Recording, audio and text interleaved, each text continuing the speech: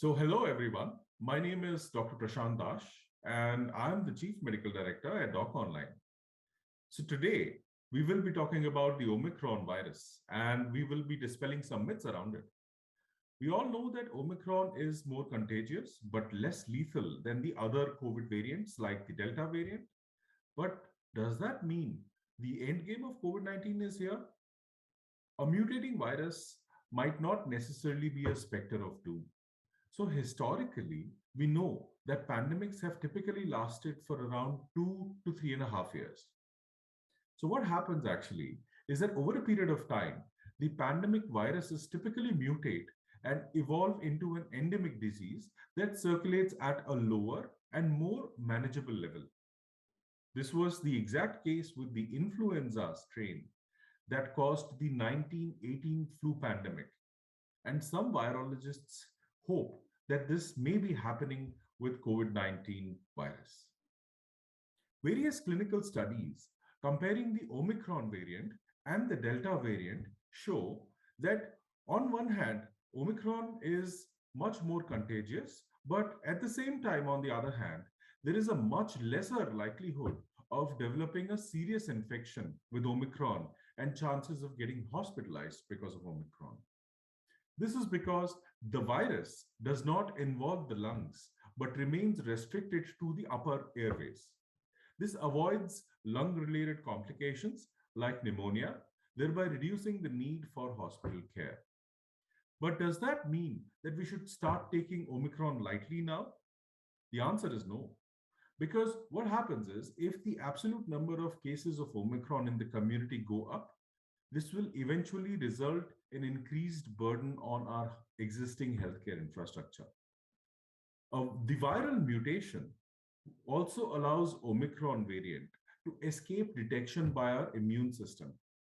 So although the vaccines that we all have received in the past, they protect us against severe disease, hospitalization, and death, they might not prevent a breakthrough Omicron infection. It is therefore very, very important that we identify the population at risk, which are our elderlies above the age of 60 years of age. Then there are people who have comorbid conditions like diabetes and hypertension. All these population at risk should receive a booster vaccine dose on priority basis. The third wave of COVID 19 was not only fueled by the Omicron variant itself, but there were other factors involved, like the cold weather, pollution in major cities, and our own behavior. We all let our guards down when the COVID cases in the community reduced to around 5,000 active cases per day after the COVID second wave had passed. This cognitive bias in human behavior is called hot cold empathy gap. Therefore, it is important that we always follow COVID appropriate behavior, especially when we are going out of our homes. So, this includes wearing a mask. The mask should preferably be an N95 mask. If you don't have an N95 mask, wearing two layers of masks is also okay. This would include wearing a surgical three-ply mask below, covered with a cloth mask on the top. You should also follow social distancing protocols. You should regularly sanitize your hands and avoid touching your face, nose, and mouth when you are out in public. It is often very difficult to differentiate between the symptoms of Omicron from that of a normal cold and flu, which is quite prevalent during winters. The usual complaints of an Omicron infection is that patients have mild body ache, some fever, occasionally with chills. Sometimes there is some runny nose, some sore throat, or cough with some sneezing. The symptoms are usually mild than those seen with the Delta variant. And especially, there is no loss of sense of smell or taste with the Omicron infection. As we already discussed, the Omicron really involves the lungs, and thus the patients seldom have the feeling of breathlessness or chest congestion. If you have any COVID like symptoms, the first thing that you should do is isolate yourself. This will not only protect your family members, but also the community. You should then connect with the doctor using telemedicine and explain the symptoms to him.